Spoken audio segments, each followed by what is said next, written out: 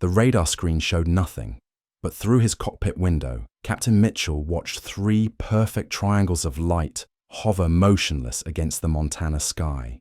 That was the moment he knew his 15-year flying career was about to change forever. Because when you see something you're not supposed to see, they always find out. The phone calls start, the visits begin, and then comes the choice: forget what you witnessed or face the consequences. I'm your host at Arcade Recaps, and tonight I'm sharing true accounts from people who stumbled into the hidden corners of our world, real pilots, drivers, and night workers who encountered the unexplained, and the mysterious figures who ensure these stories stay buried. Before we begin, drop a comment and let me know where you're listening from tonight. Now settle in, because what you're about to hear happened to someone just like you. It was supposed to be just another routine flight.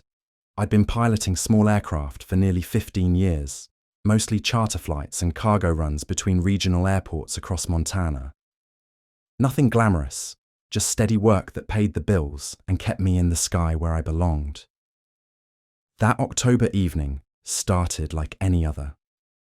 Clear skies and calm winds as I prepared for a simple cargo run from Billings to Great Falls. My name is David Chen, and I've always been the kind of pilot who follows procedures to the letter. Pre-flight checks, weather reports, flight plans filed properly with every detail accounted for. I'm not the type to embellish stories or see things that aren't there. 23 years of flying had taught me to trust my instruments and my training above all else. The Cessna 402 was loaded with medical supplies and some legal documents that needed to reach Great Falls by morning. Standard cargo, nothing unusual. I'd flown this route dozens of times, a straight shot across familiar territory that should have taken just over an hour. The weather was perfect, visibility unlimited, and I was looking forward to an easy flight.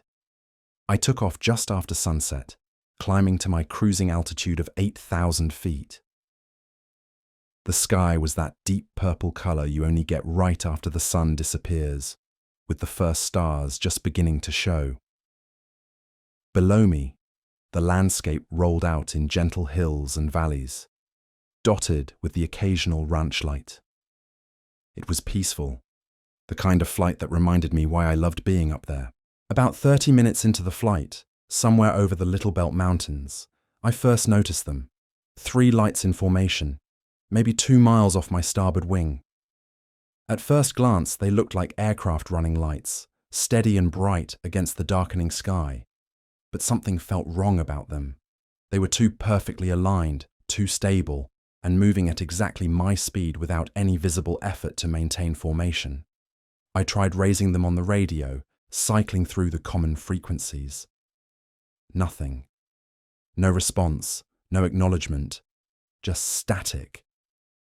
That's when I started paying closer attention. The lights weren't behaving like any aircraft I'd ever seen. They held their position relative to my plane with impossible precision, never wavering, never adjusting course even slightly. I checked my instruments. Everything was normal. Heading, altitude, airspeed, all exactly where they should be. But those 3 lights remained locked in formation beside me, as if they were somehow connected to my aircraft by invisible wires.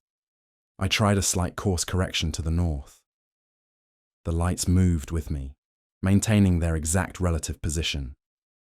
That's when I realized they weren't just following me, they were escorting me. The radio crackled to life, but it wasn't air traffic control. A calm, professional voice came through clearly. November 478, Charlie. Papa, maintain current heading and altitude. I looked at my transponder. That was indeed my tail number, but I hadn't given it to anyone on that frequency. Who is this? I transmitted back. Identify yourself. November 478, Charlie. Papa, maintain current heading and altitude. Do not deviate from your flight plan. I checked my charts. I was exactly on course, following my filed flight plan to the letter. But something in that voice made my skin crawl. It was too calm, too controlled, like someone reading from a script they'd rehearsed many times before. "I need you to identify yourself," I transmitted again. "What's your call sign?" Silence. The three lights continued their perfect formation of flying, and my radio returned to static. I was starting to feel genuinely unsettled now. In all my years of flying, I'd never encountered anything like this. Aircraft don't fly in perfect formation without constant radio communication and careful coordination. These lights seemed to be maintaining their position without any effort at all, as if the laws of physics didn't quite apply to them. I decided to test something. Without announcing it on the radio, I reduced power slightly and began a gentle descent. The three lights descended with me, maintaining their exact formation. I climbed back to my original altitude. They climbed too, perfectly synchronized with my aircraft's movement. That's when I saw it. Dead ahead, maybe 5 miles out, was something that made my breath catch in my throat. It was massive, easily the size of a football field, hanging motionless in the sky directly on my flight path. At first, it was just a dark shape blocking out the stars, but as I got closer, I could make out details that didn't belong to any aircraft in any manual I'd ever studied. The object was triangular, with soft, glowing edges that pulsed gently like a slow heartbeat. There were no navigation lights, no strobes, no markings of any kind. It just hung there in the darkness, silent and impossible. My training kicked in. This was clearly a collision hazard, and I needed to deviate from my course immediately. I banked hard to the left, pushing the throttles forward to climb and avoid whatever this thing was. But as I turned, the three escort lights moved with me, and that calm voice returned to my radio. November 478. Charlie, Papa, return to your original heading immediately. Negative, I transmitted, my voice tighter than I wanted it to be. I have a traffic conflict ahead. I'm deviating to avoid.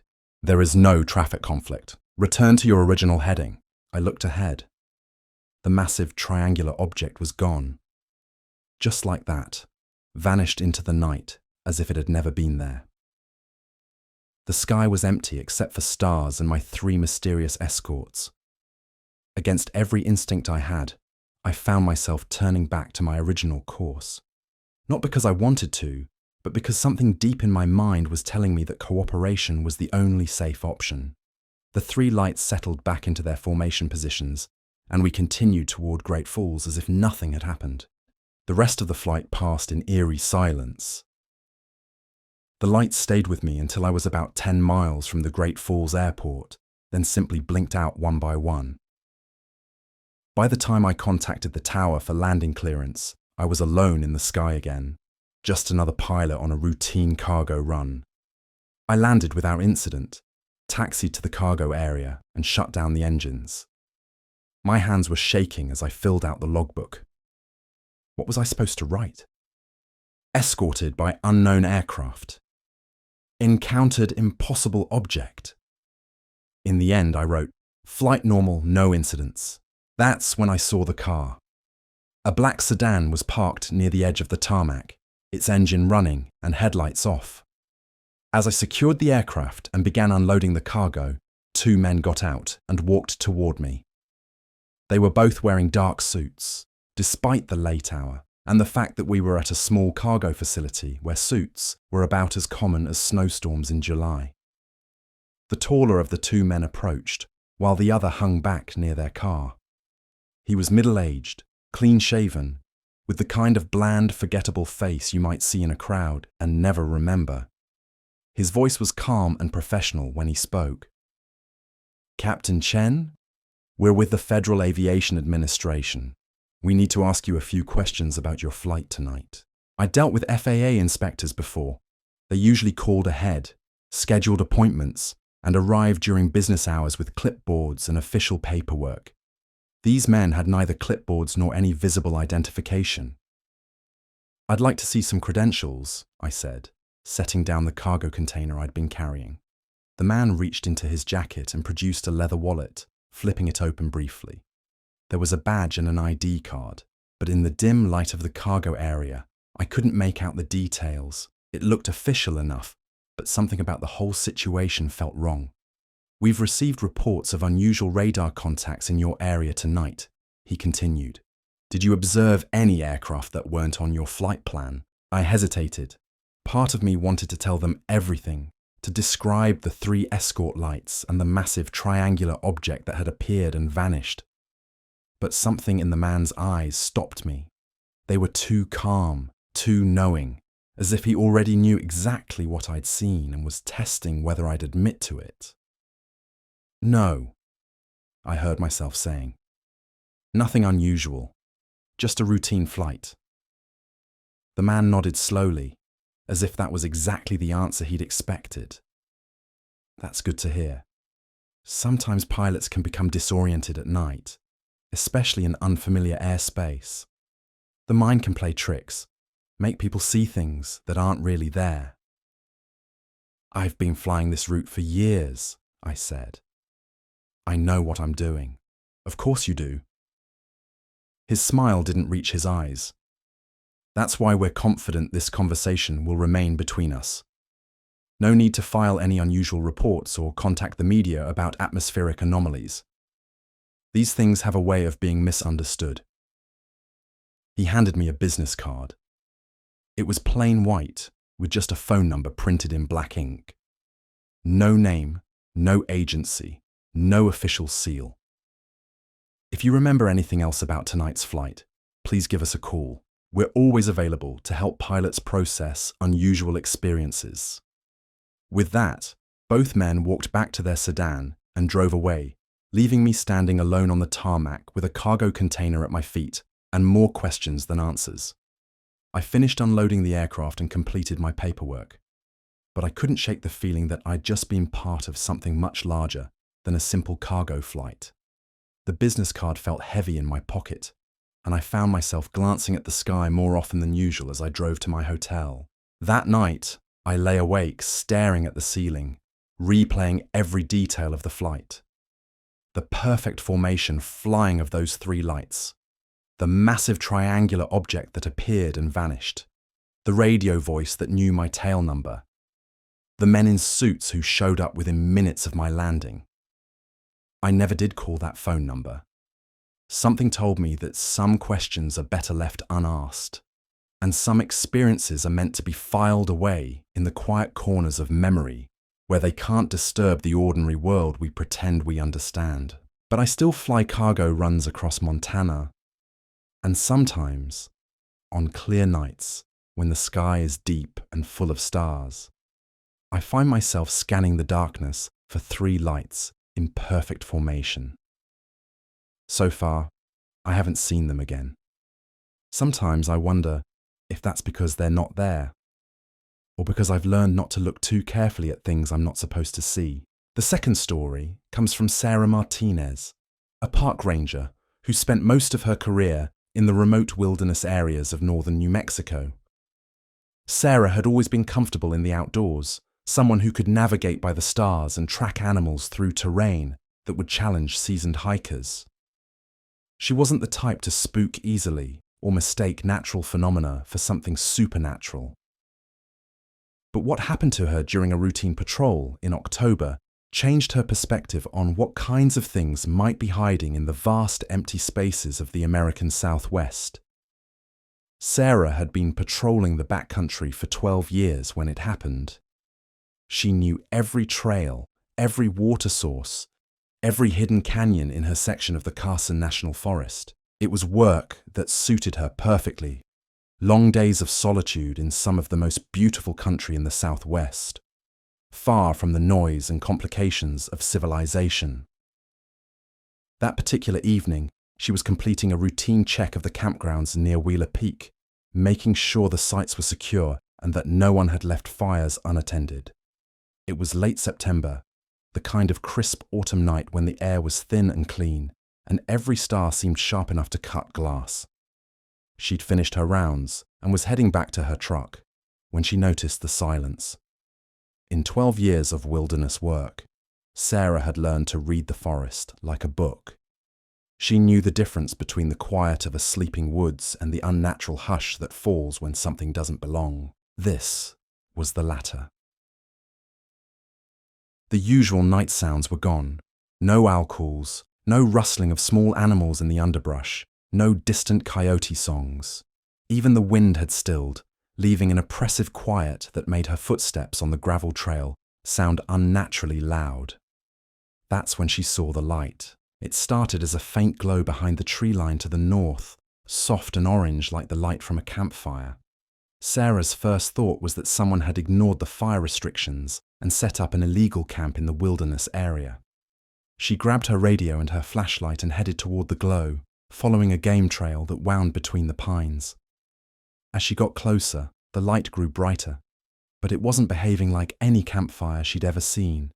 It was too steady, too perfectly round, and it was moving, not quickly, but with a deliberate, purposeful motion that no natural fire could manage. Sarah stopped behind a large pine and watched. The light was hovering about 20 feet above a small clearing, perfectly motionless now, except for a gentle pulsing that reminded her of a heartbeat. It was completely silent, casting no shadows on the ground below, despite its brightness. She tried her radio. Nothing but static. Not unusual in the mountains, but the timing felt wrong. Her equipment had been working perfectly all day, and she was in an area where she usually had decent reception. The light began to move again, drifting slowly toward her position. Sarah found herself backing away, every instinct telling her that whatever this was, she didn't want to be seen by it. She moved as quietly as she could through the trees, but the light seemed to track her movement, following her retreat with the same deliberate purpose. That's when she heard the voices. They were coming from the direction of the parking area where she'd left her truck. Male voices, speaking quietly but clearly in the still air. Sarah felt a surge of relief. Other people meant this was probably some kind of scientific equipment, maybe researchers studying atmospheric phenomena or wildlife behavior. She changed direction and headed toward the voices, leaving the mysterious light behind. But as she got closer to the parking area, she could make out what the men were saying, and her relief began to turn to unease. "The device is functioning normally," one voice said. "No interference detected." "Subject is moving toward your position," another replied. "Maintain observation protocol." Sarah stopped. They were talking about her. Somehow, these people knew she was out here, and they were tracking her movements. She crept closer, using the trees for cover, until she could see the parking area. Her truck was surrounded by 3 black SUVs that definitely hadn't been there when she'd started her patrol. Several men in dark clothing were standing near the vehicles, and one of them was holding what looked like a tablet or small computer screen. As she watched, he tilted the device toward his companions. "Subject has stopped approximately 50 meters from our position," he said, "behind the large pine cluster." Sarah's blood ran cold. They knew exactly where she was.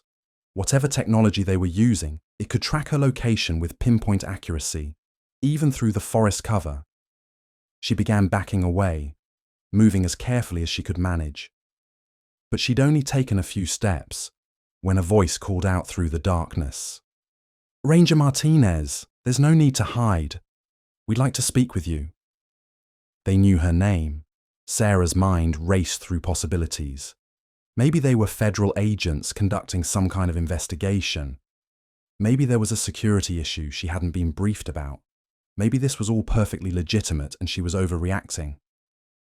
But if that was true, why did every instinct she had tell her to run? "Ranger Martinez," the voice called again. "We're with the Department of Interior. We need to discuss what you observed tonight." That decided it. Sarah had worked for the Park Service long enough to know how the Department of Interior operated.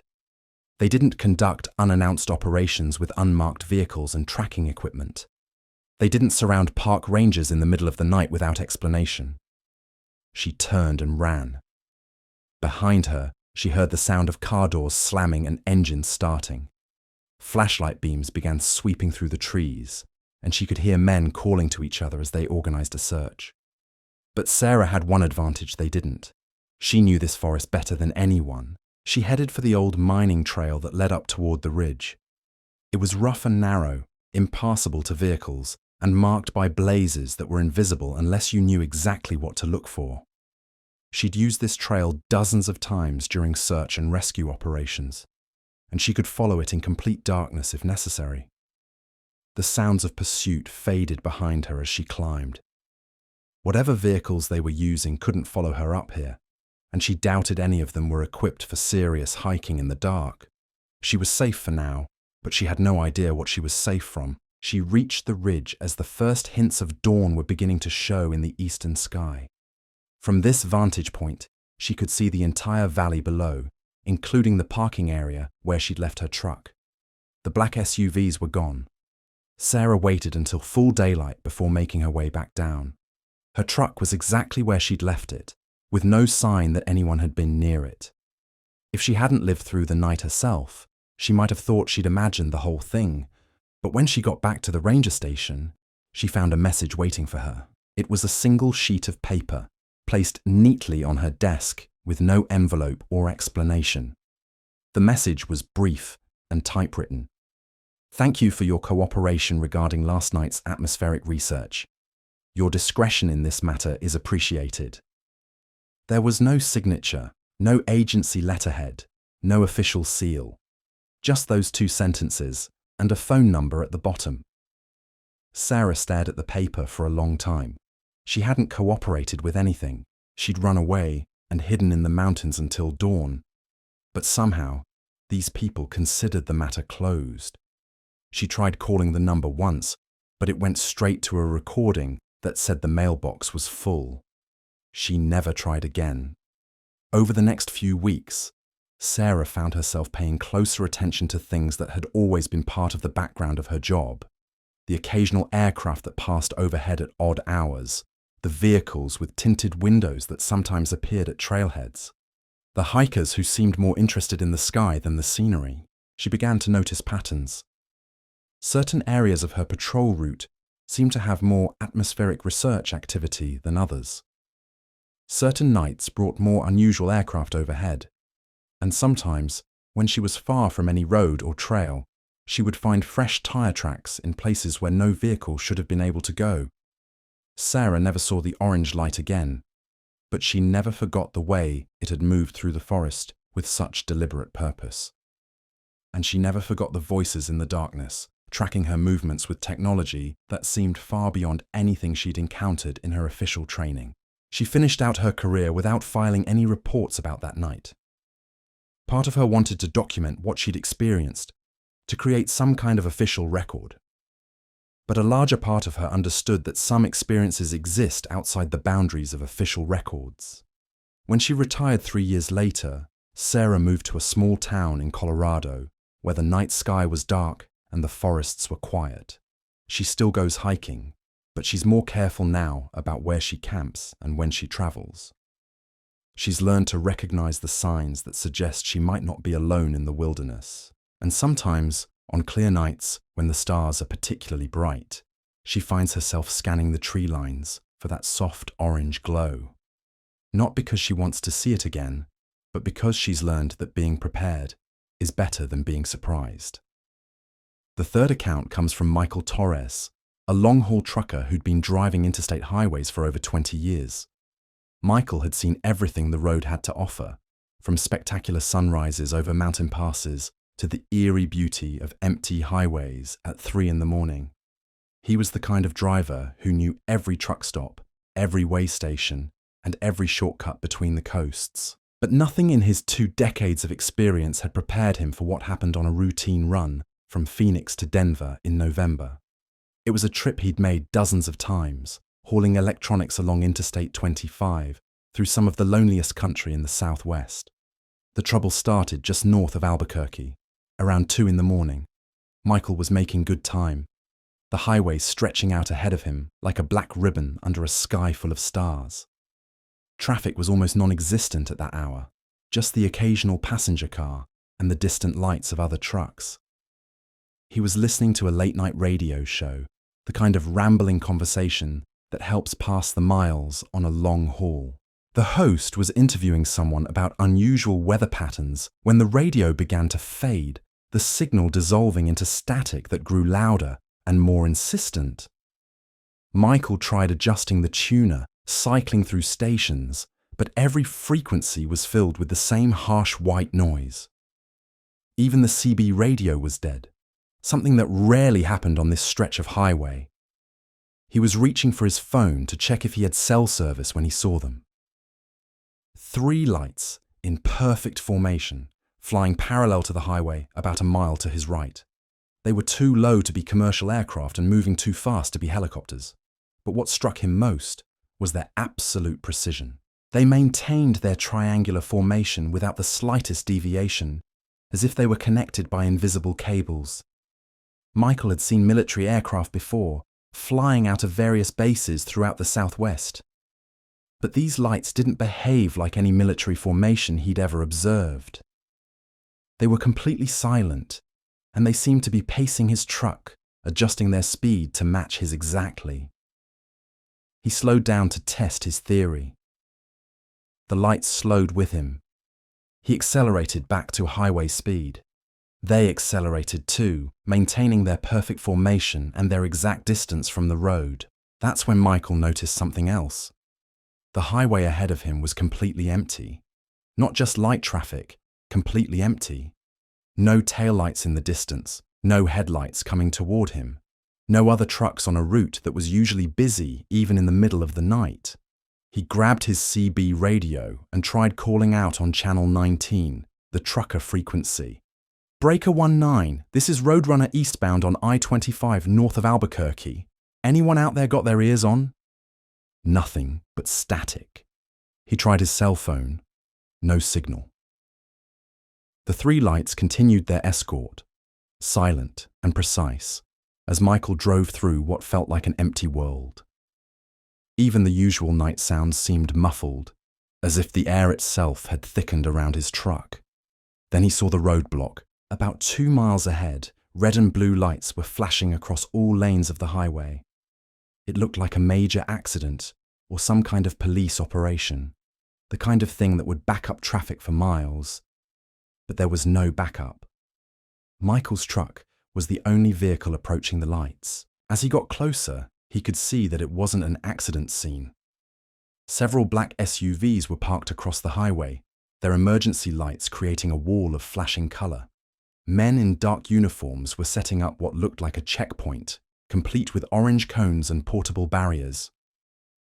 Michael began to slow down, following the signals from one of the uniformed men. But something felt wrong about the whole setup. The vehicles were too clean, too new. The uniforms looked official, but had no visible insignia or agency markings. And the men themselves moved with a precision that reminded him uncomfortably of the 3 lights that were still pacing him in the sky. He came to a stop about 50 feet from the checkpoint. One of the uniformed men approached his truck, flashlight in hand. Michael rolled down his window, expecting the usual questions about his cargo and destination. Instead, the man asked, "Did you observe any unusual aerial phenomena during your drive tonight?" Michael hesitated. In 20 years of trucking, he'd been stopped by highway patrol, DOT inspectors, and border agents. None of them had ever asked him about aerial phenomena. "I'm not sure what you mean," he said carefully. The man's expression didn't change. Some drivers report seeing unusual lights in this area. Atmospheric disturbances that can be confusing or disorienting. We're conducting a survey to better understand these reports. "I saw some lights," Michael admitted. "Thought they might be military aircraft." That's a common misconception. What you observed were experimental atmospheric monitoring devices. Completely routine, but sometimes they can appear unusual to civilian observers. The man handed Michael a clipboard with a short form attached. "If you could just confirm that you understand these were routine monitoring activities, we can get you back on the road quickly." Michael looked at the form. It was brief, just a few lines stating that he had observed atmospheric monitoring equipment and understood that discussing these observations with media or other parties could interfere with ongoing research. Something about the whole situation felt like a trap, but Michael also knew that arguing with law enforcement on a lonely highway in the middle of the night was rarely a good idea. He signed the form and handed it back. "Thank you for your cooperation," the man said. "You can proceed now. Drive safely." The checkpoint cleared as quickly as it had appeared. The barriers were moved aside, and Michael drove through, watching in his mirrors as the black SUVs began packing up their equipment. Within minutes, the highway behind him was dark and empty again. The 3 lights in the sky were gone too. Michael hadn't noticed exactly when they disappeared, but by the time he was clear of the checkpoint, he was alone under the stars again. His radio came back to life gradually, stations fading in and out as the static cleared.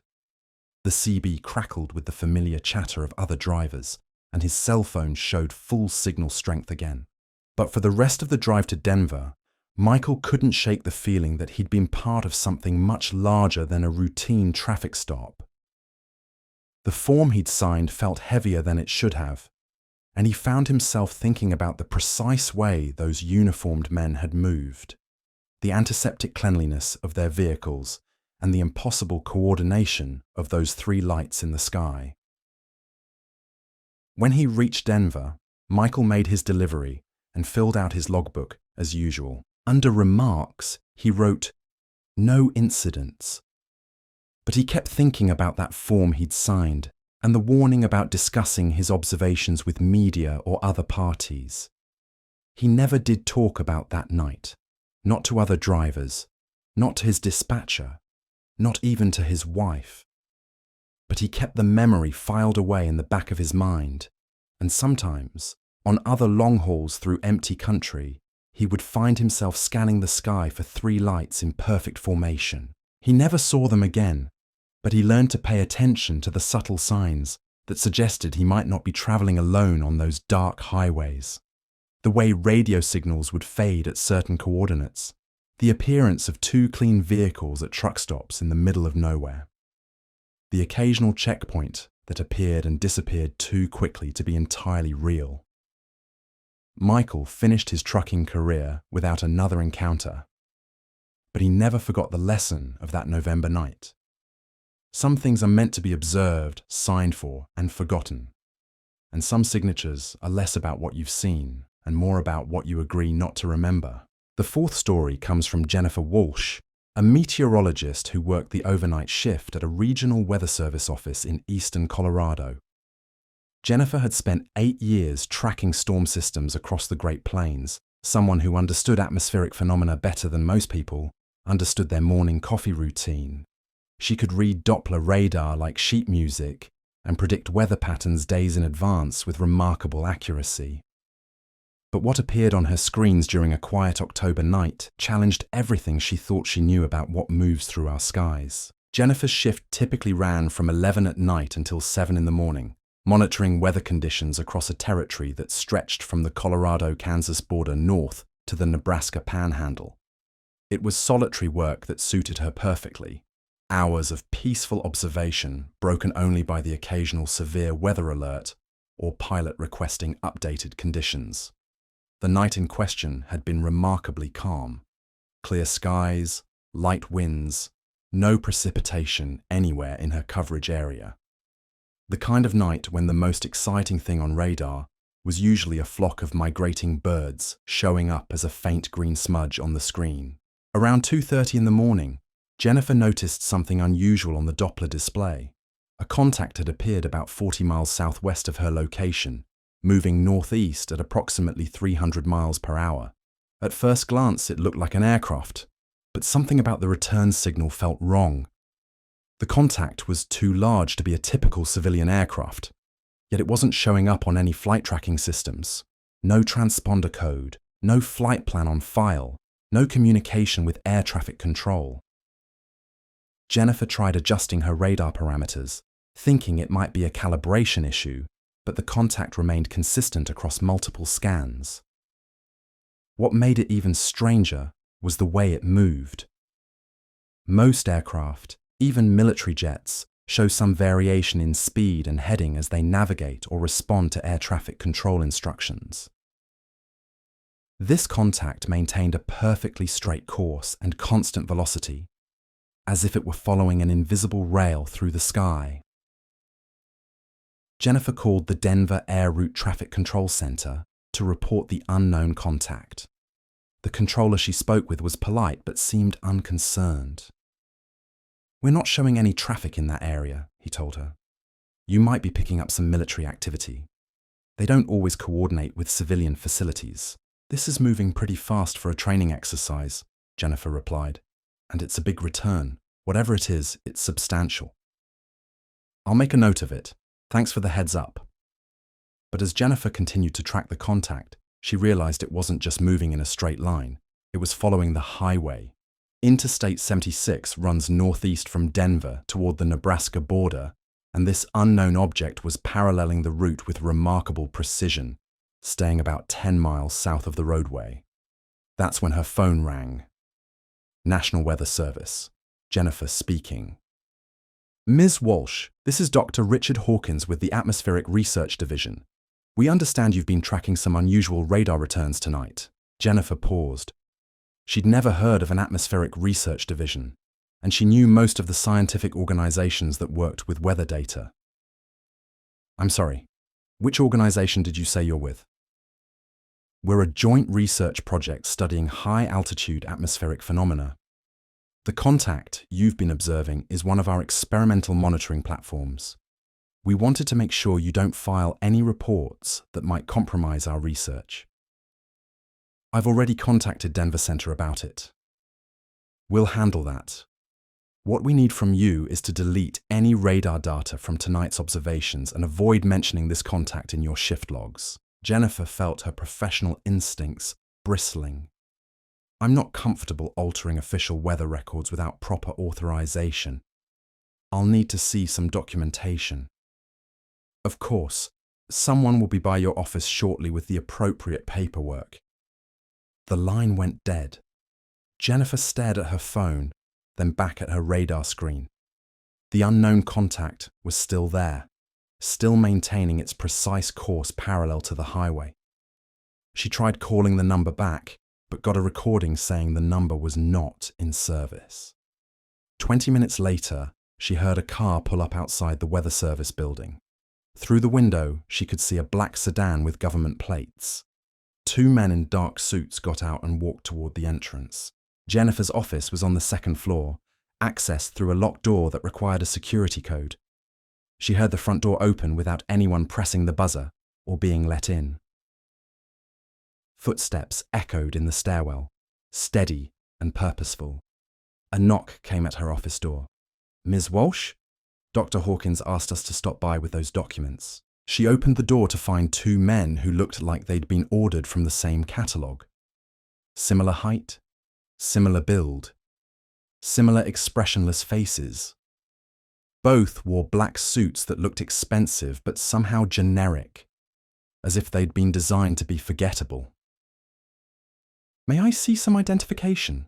Jennifer asked.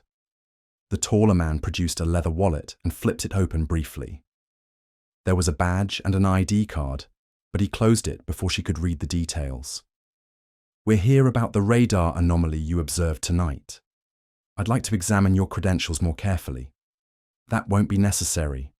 We just need you to sign this acknowledgement that you understand tonight's observations were part of a classified research project." The shorter man handed her a clipboard with a single sheet of paper attached. The document was brief, stating that she had observed experimental atmospheric monitoring equipment and agreeing not to discuss these observations or include them in official reports. "I can't sign this without consulting my supervisor," Jennifer said. "Your supervisor has already been briefed. This is a routine matter, Ms. Walsh. Sign the form and we can all get back to our work." Something in the man's tone made it clear that this wasn't really a request. Jennifer looked at the form again, then at the 2 men waiting patiently in her doorway.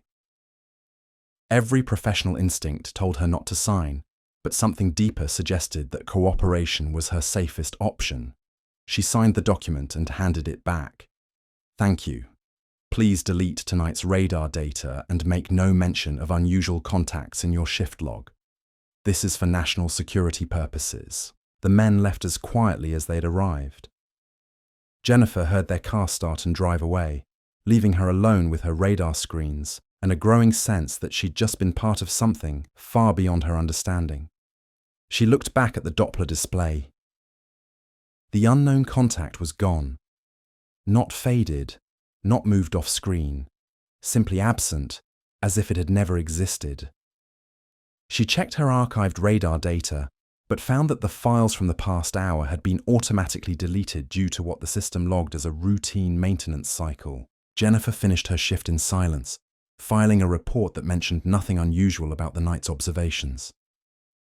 But she couldn't stop thinking about those two men and their impossible knowledge of what she'd been tracking. How had they known she'd called Denver Center? How had they gotten into a secured building? And how had they deleted her radar data remotely? Over the following weeks, Jennifer began paying closer attention to unusual contacts on her radar screens. She noticed patterns she'd never seen before, or perhaps had never thought to look for. Certain areas seemed to have more atmospheric anomalies than others. Certain times of night brought more unexplained returns. She learned to recognize the signs that suggested she might be observing something she wasn't supposed to see. The way contacts would appear and disappear with impossible precision. The way they moved in perfectly straight lines at constant speeds. The way they seemed to follow geographic features like highways and ridgelines. But she never reported these observations, and she never tried to archive the data. She'd learned that some information was meant to be temporary, observed but not recorded, noted but not remembered. Jennifer continued working overnight shifts for 3 more years before transferring to a day position in a different state. She told people the move was for better career opportunities, but the truth was simpler. She'd grown tired of watching skies that held things she wasn't allowed to acknowledge. In her new position, she worked normal hours tracking normal weather for normal people who wanted to know if it would rain tomorrow. It was peaceful work, the kind that let her sleep soundly at night without wondering what might be moving through the darkness overhead. But sometimes, when she was reviewing radar data from overnight shifts, she would notice familiar patterns in the archived files. Contacts that moved too precisely, appeared too suddenly, or disappeared too completely. And she would remember that October night when she'd learned that some atmospheric phenomena exist outside the boundaries of official meteorology. The 5th account comes from Robert Kim, a security guard who worked the night shift at a small regional airport in Nevada. Robert had been in security for 15 years, someone who took pride in knowing every corner of his facility and maintaining detailed logs of everything that happened during his watch. The airport itself was modest, serving mostly private aircraft and occasional cargo flights. It was the kind of place where everyone knew everyone. An unusual activity stood out like a beacon in the desert night. What happened during Robert's shift in late November challenged his understanding of what kinds of aircraft used his airport and what kinds of visitors arrived without appearing on any passenger manifest. Robert's typical night involved checking the perimeter fence, monitoring the terminal building, and keeping an eye on any aircraft that remained on the tarmac overnight. The work was usually quiet, broken only by the occasional late arrival or early departure of private pilots trying to beat weather systems.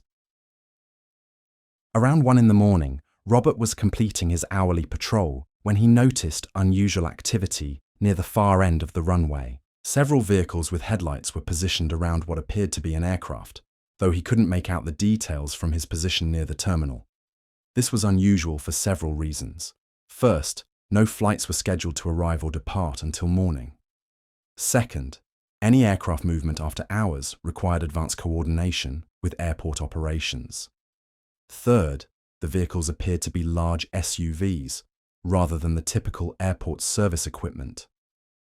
Robert climbed into his security cart and drove toward the activity, expecting to find a maintenance crew working on one of the hangar-ed aircraft. But as he got closer, he realized this wasn't any maintenance operation he'd ever seen.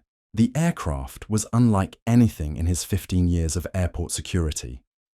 It was roughly triangular, about the size of a small airliner, but with no visible engines, propellers, or traditional aircraft features. The surface appeared to be perfectly smooth, almost mirror-like, reflecting the headlights of the surrounding vehicles in strange, shifting patterns. Several men in dark clothing were moving around the craft with purposeful efficiency. They carried equipment Robert didn't recognize, devices that looked more like scientific instruments than typical aircraft maintenance tools. The entire operation had an air of practiced routine, as if these people had performed this exact procedure many times before. Robert stopped his cart about 100 yards away and tried his radio. "Operations, this is security. I've got some kind of aircraft activity on runway 27. No flight plan on file that I'm aware of." Static. His radio, which had been working perfectly all night, was suddenly filled with interference that made communication impossible. He tried his cell phone. No signal, which was unusual for his location on the airport grounds. That's when one of the men near the aircraft looked in his direction. Even from a distance, Robert could see that he'd been noticed. The man spoke to his companions, and several of them began walking toward Robert's position. Every instinct told Robert to leave immediately, but his job required him to investigate unusual activity on airport property. He stayed put as the group approached, trying to look official and competent despite growing unease about the entire situation. The lead man was tall and thin, wearing what looked like an expensive black suit despite the late hour and desert location. His face was pale and angular, with the kind of sharp features that would be memorable in daylight, but seemed somehow generic in the darkness. "Good evening," the man said as he reached Robert's cart. His voice was calm and professional, but there was something about his tone that suggested this conversation would proceed according to his agenda, not Robert's. "I'm going to need to see some identification," Robert said, trying to maintain his authority. "This is a secured area, and I don't have any record of authorized activity tonight." "Of course." The man reached into his jacket and produced a leather folder, which he opened briefly before closing it again. "We're conducting a routine inspection of experimental aircraft. Everything is properly authorized. I'll need to verify that with operations. Your communication equipment is experiencing some temporary interference due to our testing procedures. We apologize for any inconvenience." Robert looked back toward the aircraft. More men had appeared, and they were beginning to pack up their equipment with the same efficient precision they'd shown while working. The entire operation had the feel of something winding down, as if his arrival had triggered some kind of predetermined departure sequence. "What kind of aircraft is that?" Robert asked. "Experimental atmospheric research platform. Highly classified, which is why there's no record of it in your standard databases." The man handed Robert a business card. It was plain white with just a phone number printed in black ink. "If you have any questions about tonight's activities, please call this number. Someone will be available to address your concerns. I still need to file a report about this." "That won't be necessary. Our activities here are covered under federal aviation regulations that supersede local airport requirements. Your cooperation in maintaining discretion about what you observed would be appreciated." The man's tone made it clear that this was less a request than an instruction. Robert looked at the business card, then back at the aircraft. The other men had finished their work and were climbing into the SUVs.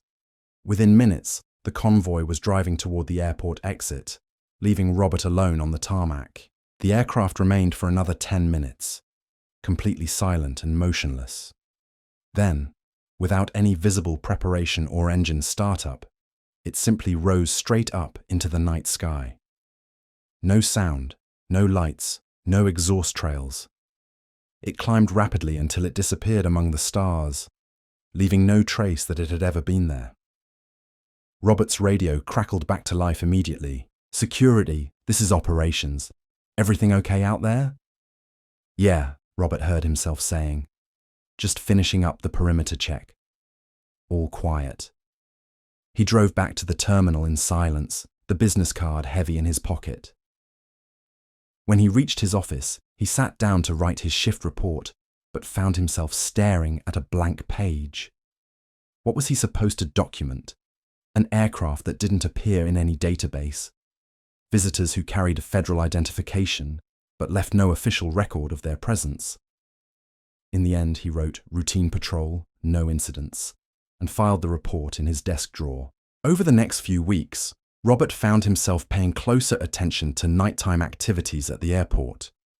He noticed patterns he'd never seen before, or perhaps had never thought to look for.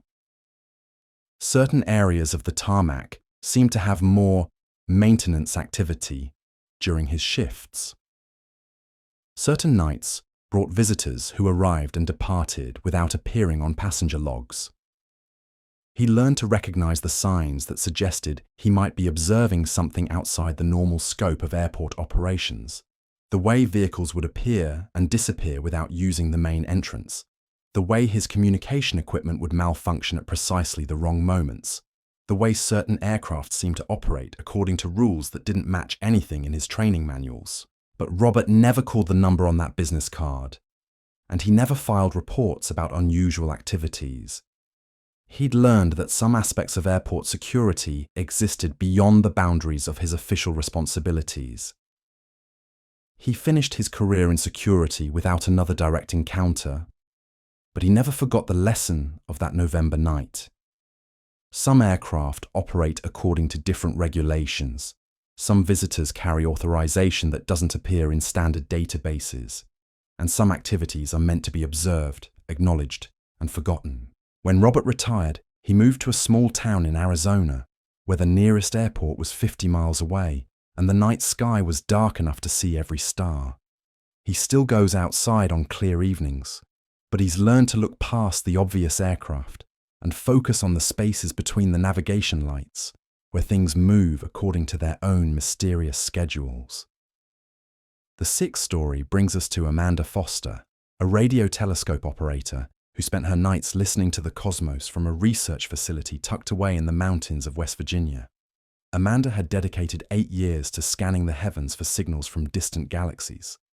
Someone who understood the subtle language of electromagnetic radiation and could distinguish between natural cosmic phenomena and human-made interference. She was accustomed to the deep silence of space, broken only by the occasional burst of energy from collapsing stars or the rhythmic pulses of distant pulsars. But what she detected during a routine observation session in December defied every classification system she'd learned in graduate school. The facility where Amanda worked was deliberately isolated, surrounded by a radio quiet zone that protected sensitive equipment from terrestrial interference. Cell phones didn't work within 20 miles. Commercial radio stations were barely whispers, and even microwave ovens were prohibited in nearby communities. It was the perfect environment for listening to the universe's most subtle conversations. Amanda's shift began at midnight, when atmospheric conditions were most stable for deep space observations.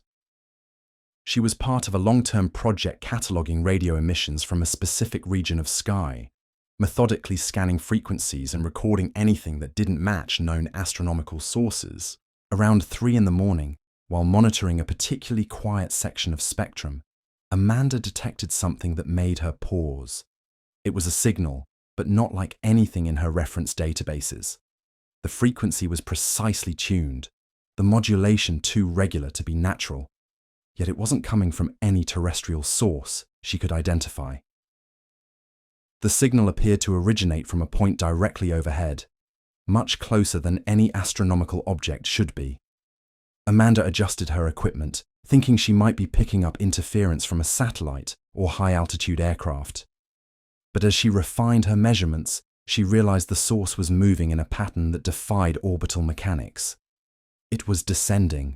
Whatever was generating this signal was approaching Earth in a controlled descent, following a trajectory that suggested intelligent guidance rather than gravitational influence. Amanda had tracked thousands of satellites and space debris over the years, but nothing moved like this. She tried calling her supervisor, but the facility's landline was dead. Not unusual given their remote location, but the timing felt wrong. She'd used the phone earlier in her shift without any problems. Amanda decided to document everything she could observe. She began recording the signal characteristics, noting its frequency drift as the source continued its descent. The pattern was unlike anything she'd encountered in her professional training, yet there was something familiar about it, as if she was remembering a half-forgotten lesson from years past. That's when she noticed the vehicles. Through the control room window, she could see headlights moving along the access road that led to the facility. Multiple vehicles, approaching slowly with their lights dimmed. This was highly unusual, as the facility was typically locked down during overnight operations, accessible only to authorized personnel with advance clearance. Amanda watched as 3 black SUVs parked near the main building. Several men got out, all wearing identical dark clothing and moving with the kind of coordinated precision that suggested military or law enforcement training. But there were no agency markings on their vehicles, no visible badges or identification. One of the men was carrying what looked like a portable antenna array, the kind of equipment used for signal triangulation or electronic surveillance. Another had a briefcase that could have contained anything from recording devices to signal jamming equipment. Amanda's radio telescope continued tracking the descending signal source, but she found herself watching the men outside with growing unease. They moved around the building's perimeter as if they were familiar with its layout, checking doors and windows with practiced efficiency. Her equipment suddenly went quiet, not malfunctioning, but receiving no signals at all, as if someone had thrown a switch that disconnected her from the entire electromagnetic spectrum. Even the background cosmic radiation that provided a constant baseline for her measurements had vanished. A knock came at the control room door, soft but insistent, the kind of knock that expects to be answered. Amanda looked through the security monitor. One of the men from outside was standing at the entrance, looking directly into the camera with an expression that was calm but somehow expectant. He raised his hand and held up what appeared to be an official identification card. Against her better judgment, Amanda activated the intercom. "The facility is closed to visitors. You'll need to contact our administrative office during business hours. Dr. Foster, we're here about the signal you've been tracking. We need to discuss some technical issues with your equipment." The use of her name stopped Amanda cold. These weren't random visitors who had somehow found their way to a restricted facility in the middle of the night. They knew who she was and what she'd been observing. "I'm going to need to verify your authorization with my supervisor." "Your supervisor is already aware of our visit. We're here to help calibrate your equipment and ensure you're not picking up interference from classified research activities." Amanda looked at her monitors. Her equipment was still receiving nothing, as if the entire universe had gone silent. Either there was a massive system failure, or someone was actively jamming her receivers with technology more sophisticated than anything she'd encountered. "Dr. Foster, we really do need to speak with you. This is a matter of national security." The words carried weight that Amanda couldn't ignore. She'd signed security clearances when she took this job, agreements that required her cooperation with federal investigators under certain circumstances. But she'd never imagined those circumstances would involve visitors arriving unannounced in the middle of the night. She opened the door. The man standing outside was middle-aged, clean-shaven, with the kind of forgettable face that would disappear in a crowd. His clothes were expensive, but generic, as if chosen specifically to avoid drawing attention. When he spoke, his voice carried the flat professional tone of someone who'd had this conversation many times before. "Thank you for your cooperation, Dr. Foster. We understand you detected some unusual signals tonight. My equipment's been malfunctioning for the past few minutes. I'm not detecting anything at all." "That's temporary. We're conducting some tests that require radio silence in this area. What we need to discuss is what you observed before the interference began." Amanda hesitated. Her professional training emphasized the importance of documenting and reporting unusual phenomena. But something about this situation felt like a test, as if her response would determine how the rest of the conversation proceeded. I detected a signal that appeared to be artificial in origin, but not from any known terrestrial source. That's correct.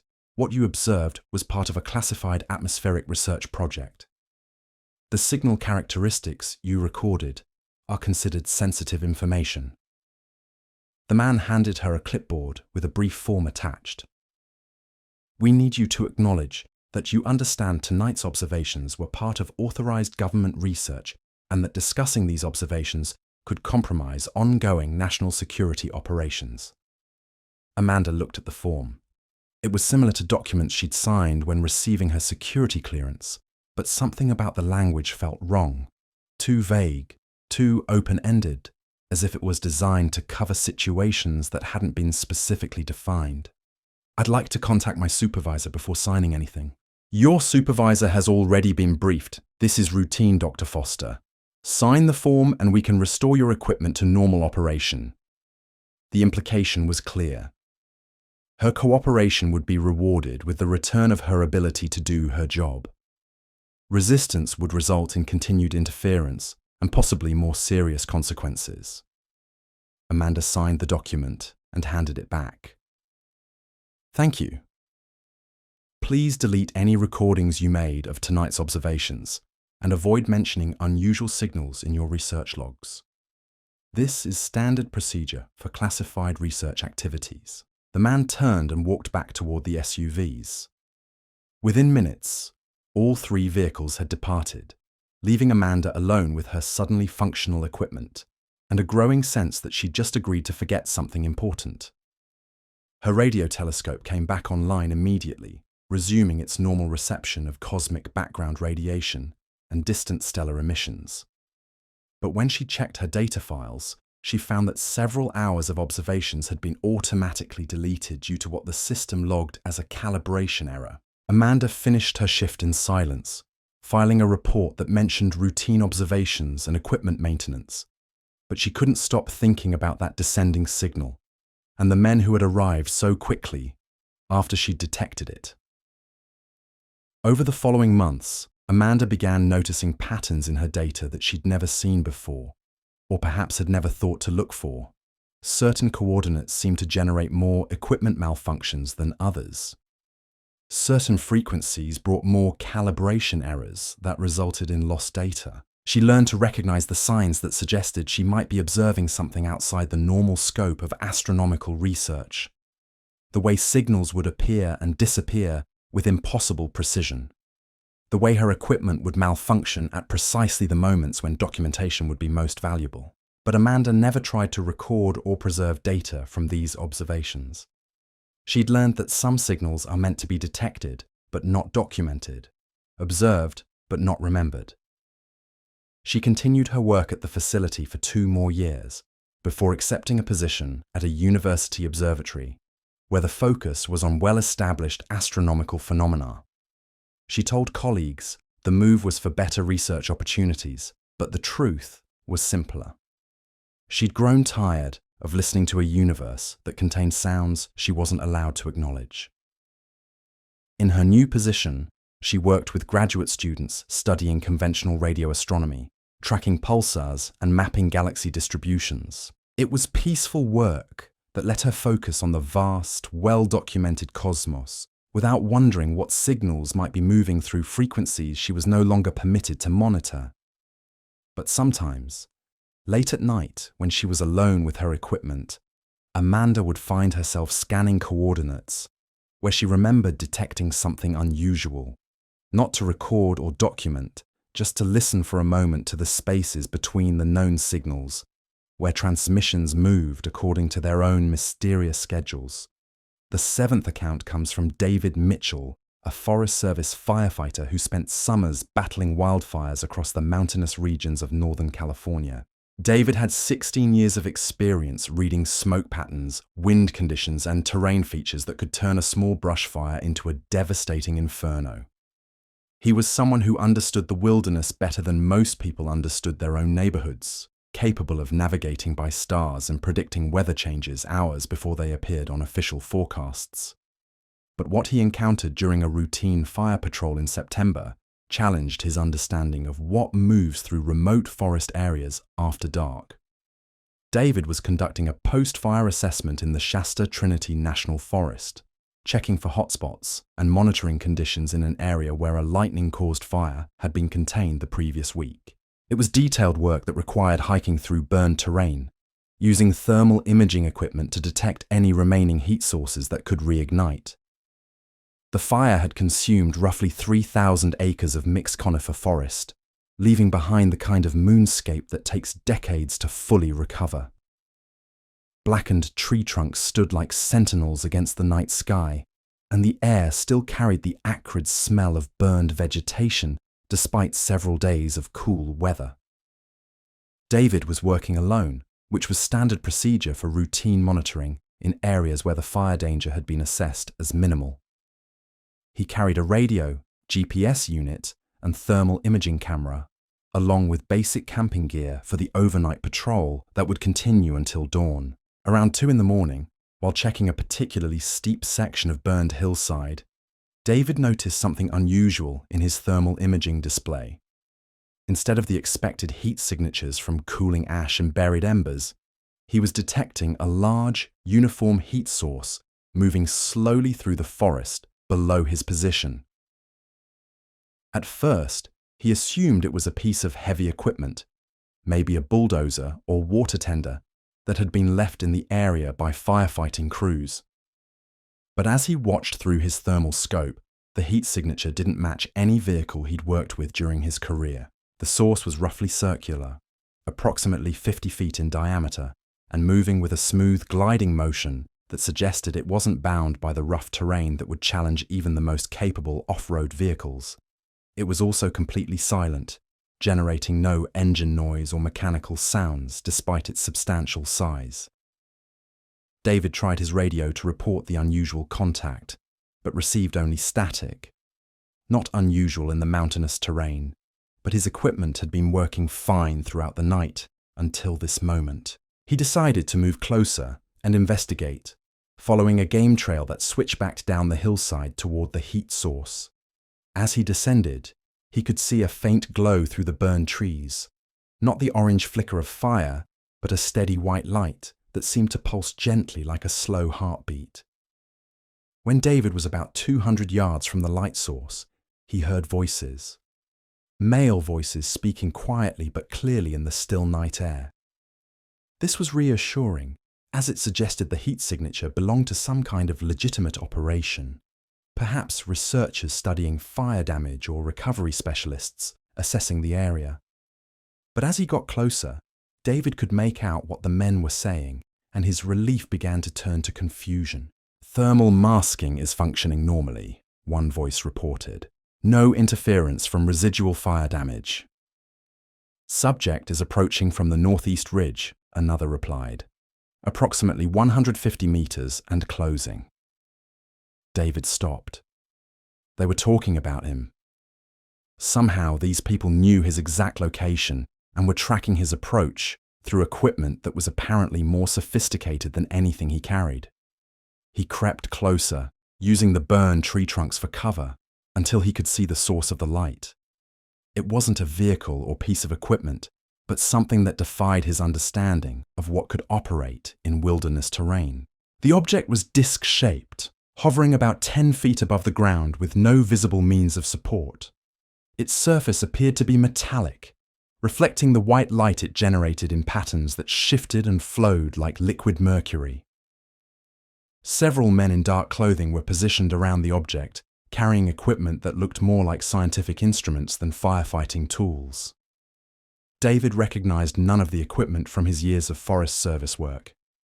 These weren't researchers studying fire damage or recovery specialists assessing burned areas. They were conducting some kind of operation that had nothing to do with forest management. That's when one of the men looked directly toward his hiding place. Despite the darkness and the cover provided by burned trees, the man seemed to know exactly where David was concealed. "Mr. Mitchell," the man called out. "There's no need to hide. We'd like to speak with you." David's blood ran cold. These strangers knew his name, his location, and apparently had been expecting his approach. Every instinct told him to retreat immediately, but the men had already begun walking toward his position with the calm confidence of people who knew exactly how this encounter would proceed. David stood up from behind the burned tree trunk, keeping his hands visible and trying to project the authority of a federal employee conducting official duties. "I'm with the Forest Service. This is a restricted fire area. I'm going to need to see some identification." The lead man was tall and thin, wearing what looked like an expensive black suit that somehow remained spotless despite the ash and debris covering the forest floor. His face was pale and angular, with features that seemed sharp enough to cut glass. "Of course," the man said, reaching into his jacket. He produced a leather folder and opened it briefly, revealing a badge and identification card. But he closed it before David could read the details. "We're conducting atmospheric research in this area. Everything is properly authorized." "I wasn't notified of any research activities. All operations in fire zones need to be coordinated with Forest Service personnel. Your supervisor has been briefed. We apologize for any confusion." David looked past the man toward the hovering object. It continued to pulse with that steady white light, completely silent despite its obvious technological complexity. What kind of atmospheric research requires equipment like that? High-altitude particulate analysis. "We're studying how fire damage affects air quality patterns at various elevations."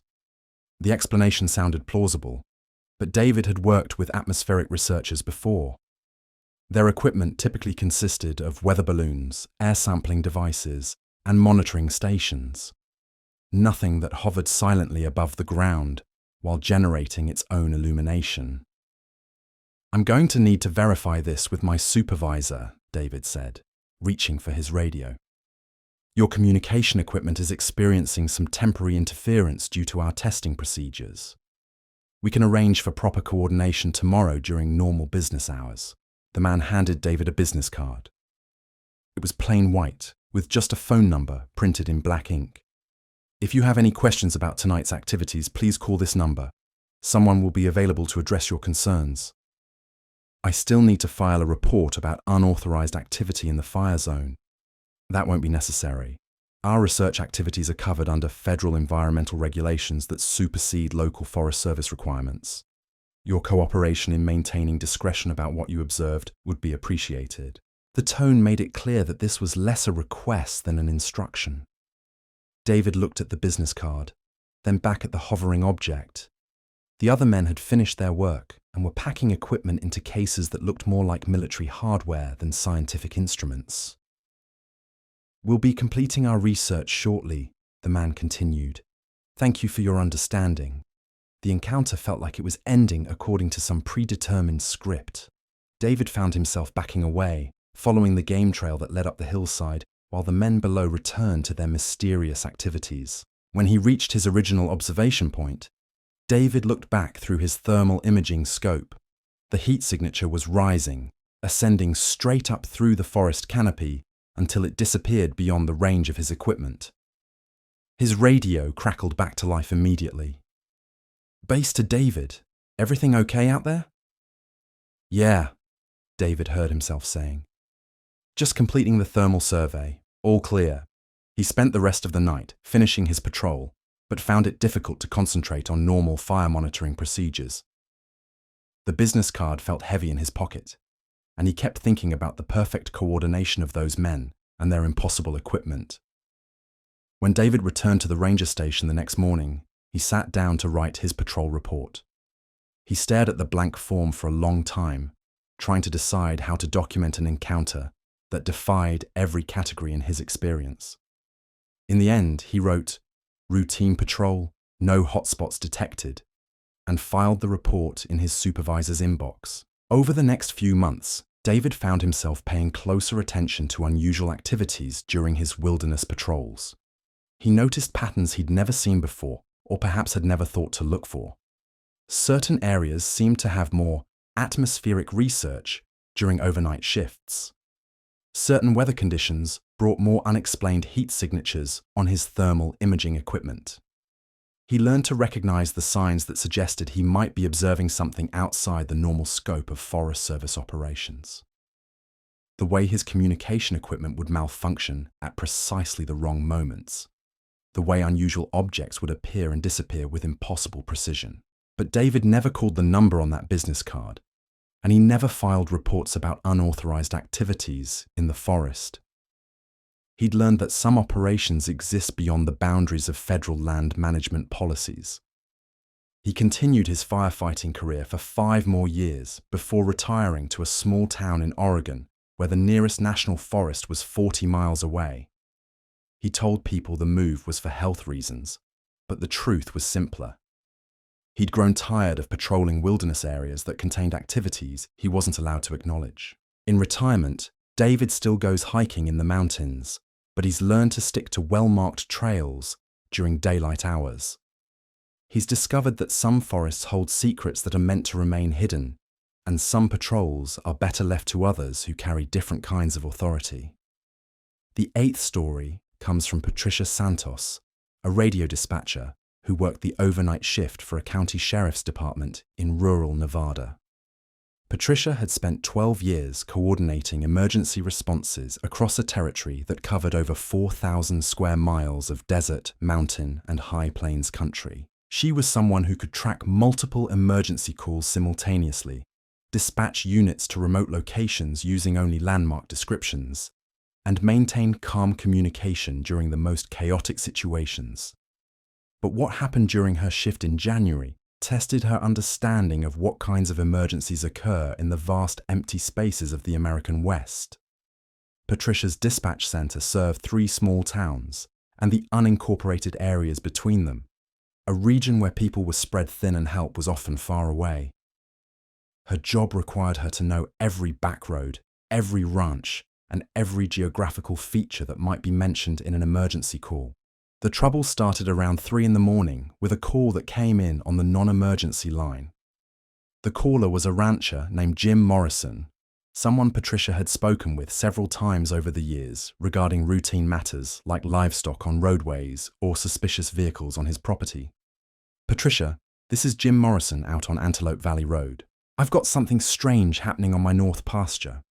Wondering if you folks might know anything about it." "What kind of strange, Jim?" "Well, there's these lights. 3 of them, moving around in formation maybe 50 feet off the ground. Been going on for about an hour now. They're not helicopters, I can tell you that much. Dead silent." Patricia checked her log for any military exercises or aviation activities that might explain unusual aircraft in the area. Nothing was scheduled, and the nearest military installation was over 200 miles away. "Have you gotten a good look at them? Clear as day. They're bright white, perfectly round, moving in patterns that don't make sense for any aircraft I've seen. Sometimes they stop and hover. Sometimes they move in straight lines. Sometimes they seem to dance around each other." Patricia made notes of the location and time, preparing to contact the Federal Aviation Administration about possible unauthorized aircraft. But before she could reach for her other phone, a second call came in. "Sheriff's Dispatch. This is Patricia. Ma'am, this is Dale Martinez. I'm calling about some unusual lights over my property on Desert View Road." Patricia felt a chill run down her spine. Desert View Road was 15 miles from Jim Morrison's ranch, too far for the same aircraft to be visible from both locations. "Can you describe what you're seeing, Dale?" 3 bright lights flying in formation. They're not making any noise, and they're moving in ways that don't look natural. Sometimes they separate, sometimes they come back together. Been watching them for maybe 45 minutes. Patricia was reaching for her aviation contact list when a third call came in on another line, then a fourth. Within 20 minutes, she had received reports of similar lights from 7 different locations across her coverage area, all describing the same phenomenon occurring simultaneously across hundreds of square miles. This was unprecedented in her 12 years of dispatch work. Individual reports of unusual aircraft were rare, but not unknown. Multiple coordinated sightings across such a wide area suggested something far beyond the scope of normal aviation activity. Patricia began making calls to various agencies, starting with the FAA and working through her list of contacts at federal and state levels. But every number she tried either went to voicemail or connected her with duty officers who claimed no knowledge of authorized aircraft in the area. That's when her phone rang with an incoming call that showed no caller ID. County Dispatch, this is Patricia. Miss Santos, this is Agent Reynolds with the Department of Homeland Security. We understand you've been receiving reports about unusual aircraft tonight. Patricia paused. She hadn't contacted Homeland Security, and she wasn't aware of any system that would automatically alert them to local aircraft reports. Yes, sir. Multiple sightings across the county. I'm trying to determine if there's any authorized activity that might explain what people are seeing. There is. We're conducting a multi-agency training exercise involving experimental aircraft. The reports you've received are consistent with authorized activities. I wasn't notified of any training exercises. We usually receive advance notice of military operations in our area. This exercise was classified at a level that doesn't require local notification. What we need from you is to log these calls as resolved and advise callers that they observed routine training activities. Patricia looked at her dispatch board, where several lines were still blinking with incoming calls. I've got more reports coming in. People are concerned about what they're seeing. Please advise callers that the aircraft they observed are part of authorized government operations. No further action is required. What agency should I tell them is conducting these operations? That information is classified. Simply inform callers that the matter has been resolved through appropriate channels. The line went dead. Patricia stared at her phone, then at the blinking lights on her dispatch board. In 12 years of coordinating emergency responses, she'd never received a call from federal agents instructing her to classify ongoing reports as resolved without investigation. She answered the next incoming call. It was another rancher reporting the same lights, now describing them as moving toward the mountains in the eastern part of the county. Sir, I've been advised that what you're observing is part of authorized government training activities. No cause for concern. Training activities? With what kind of aircraft? I don't have those details, but the matter has been resolved through appropriate channels.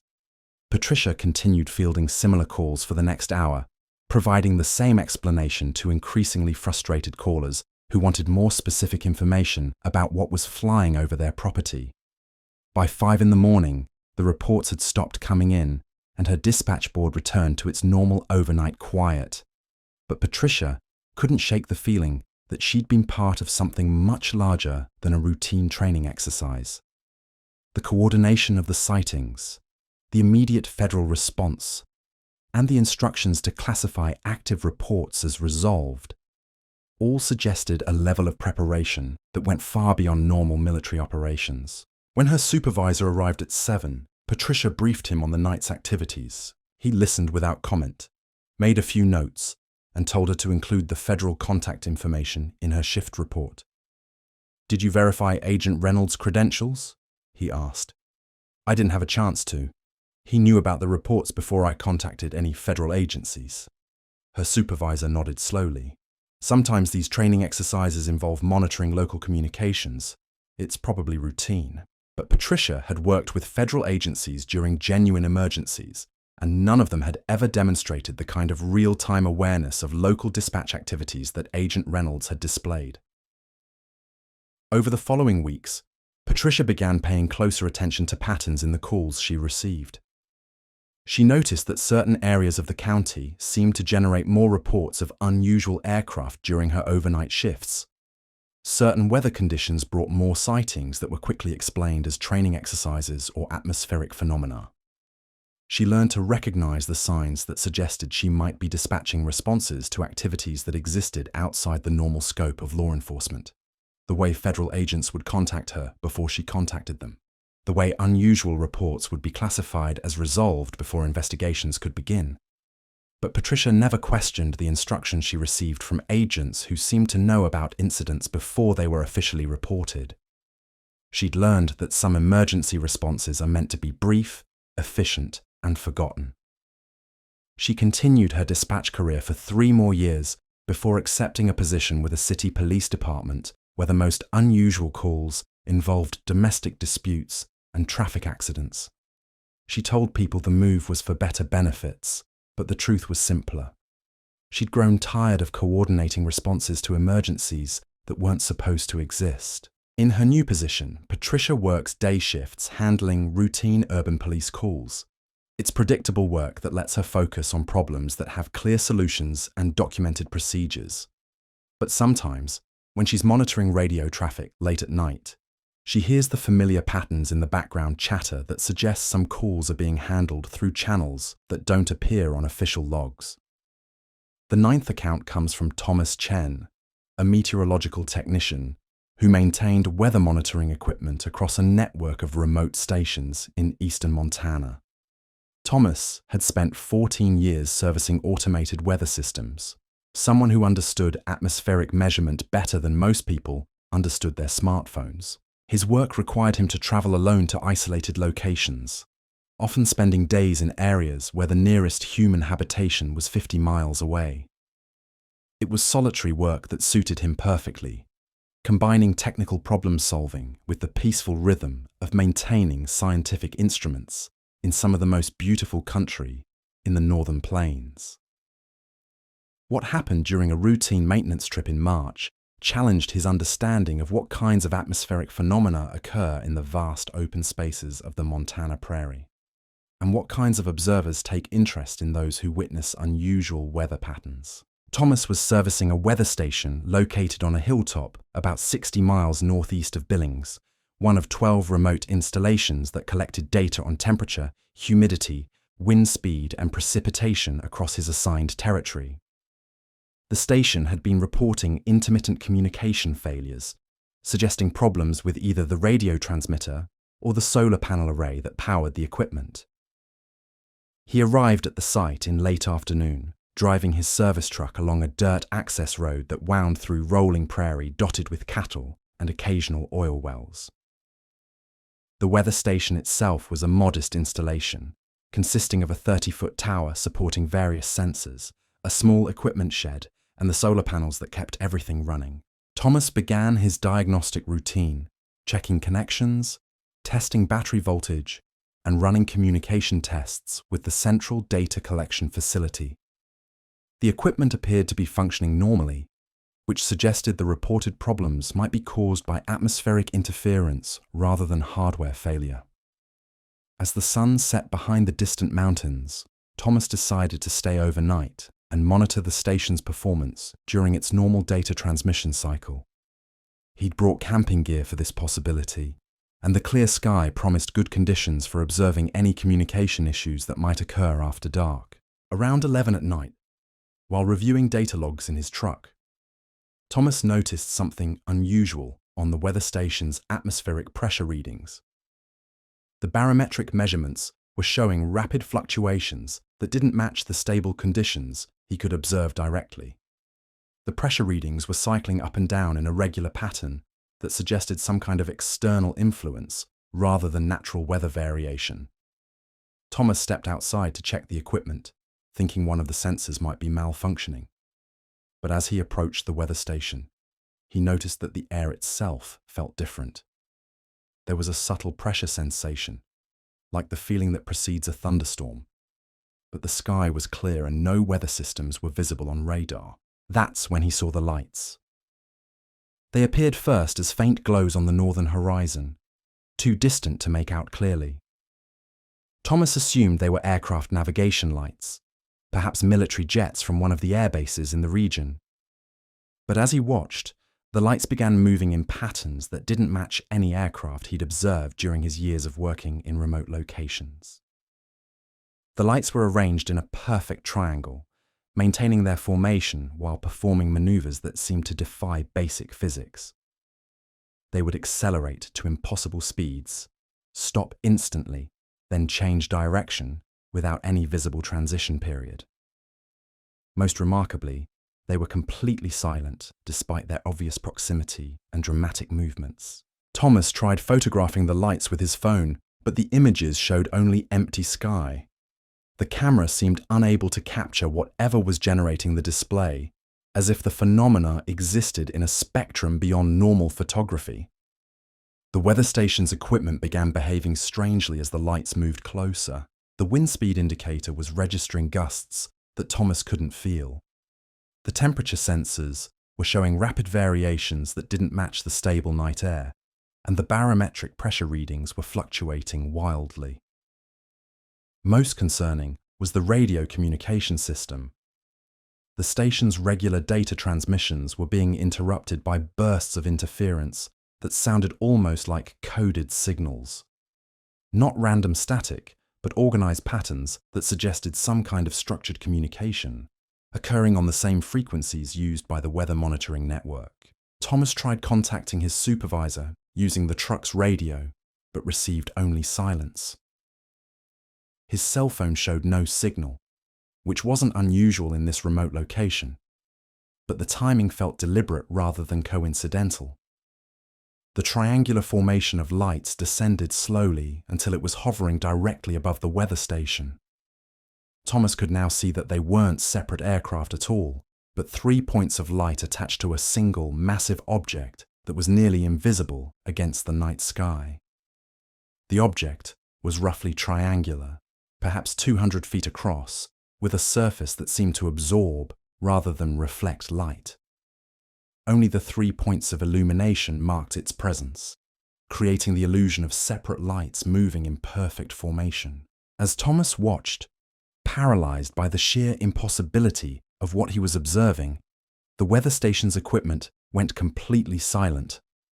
All the normal electronic hums and clicks that indicated functioning systems simply stopped, as if someone had disconnected the power supply. But the solar panel indicators still showed full battery charge, and the equipment housing remained illuminated.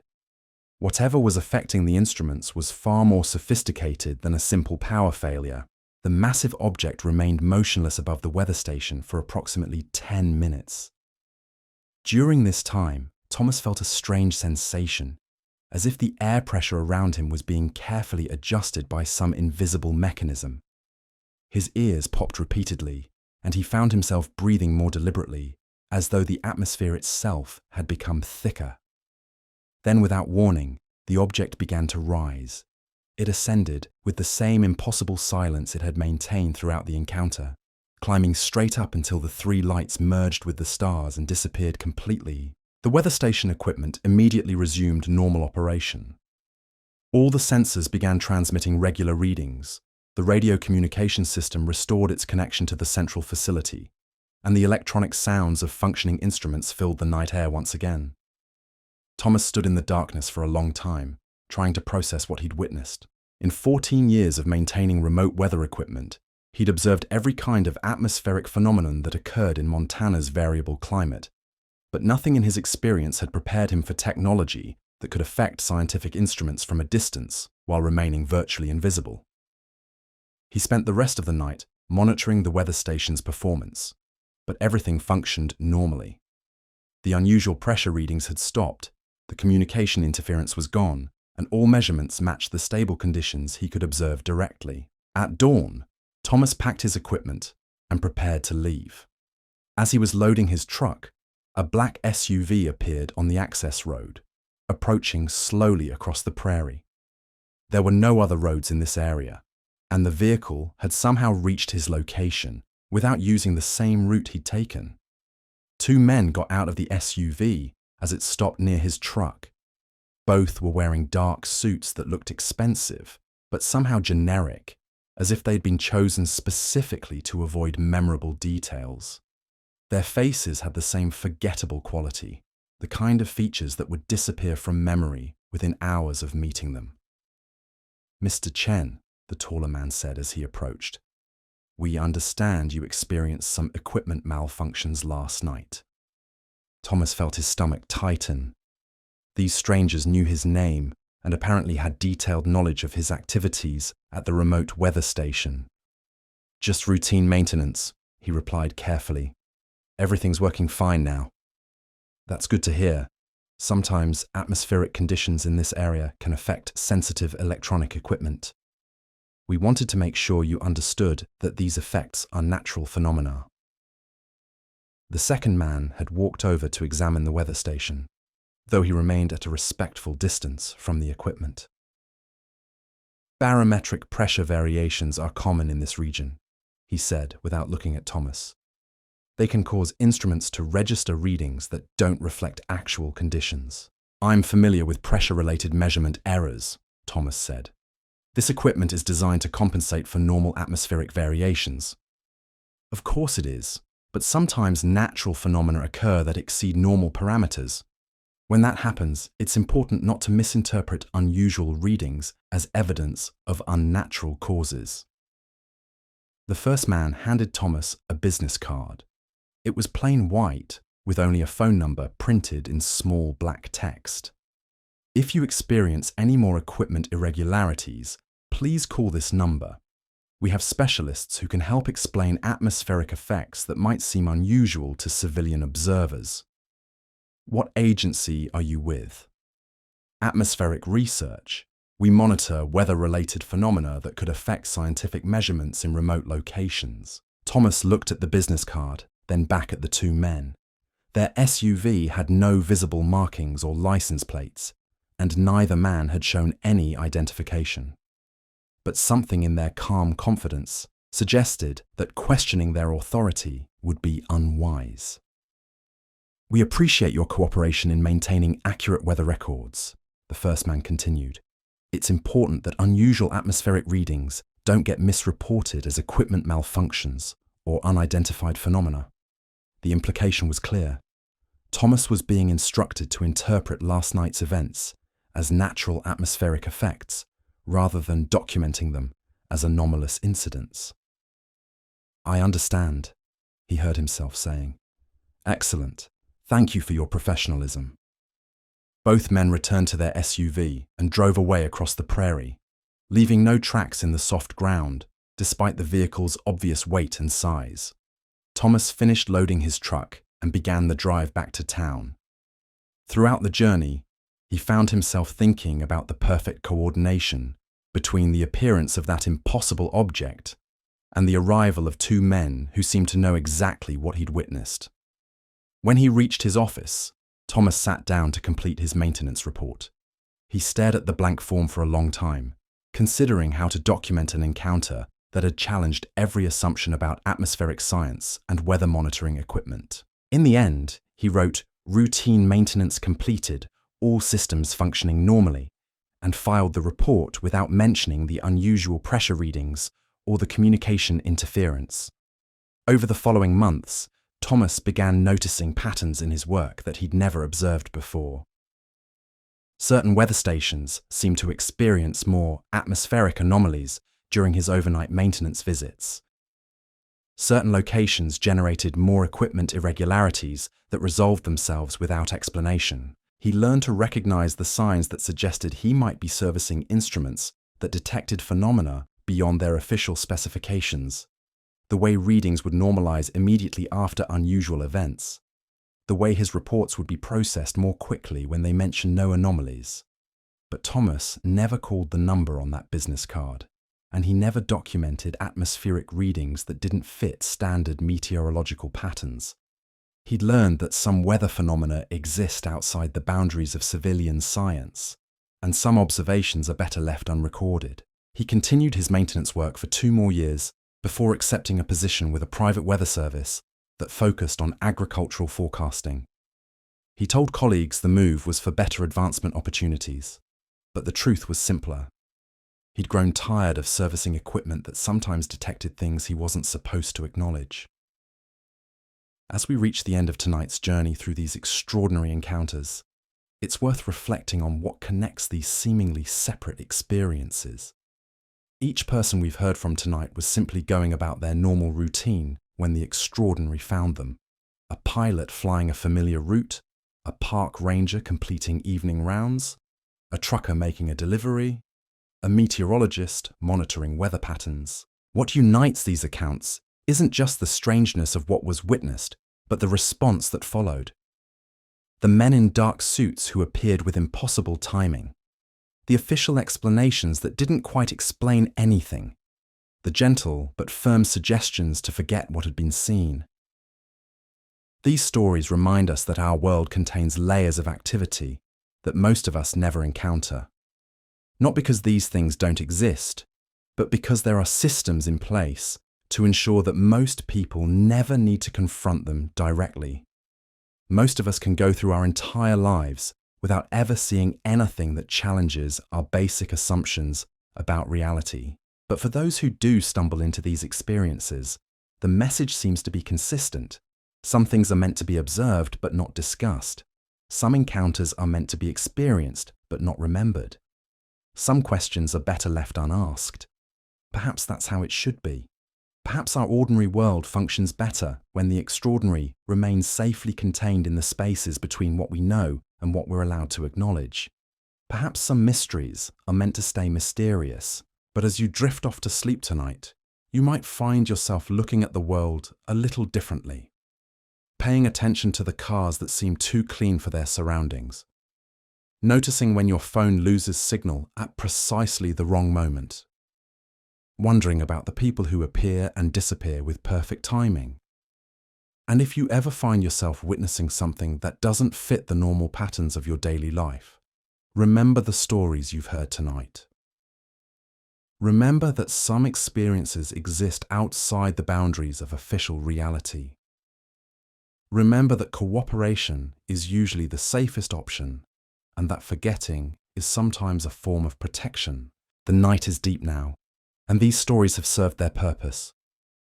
Let them settle into the quiet corners of your mind where mysteries belong, neither fully believed nor entirely dismissed. Let them become part of the strange dreams that visit us in the hours before dawn, when the line between the possible and impossible grows thin. Sweet dreams. And remember, some things are better experienced in sleep, where they can't follow you back into the waking world.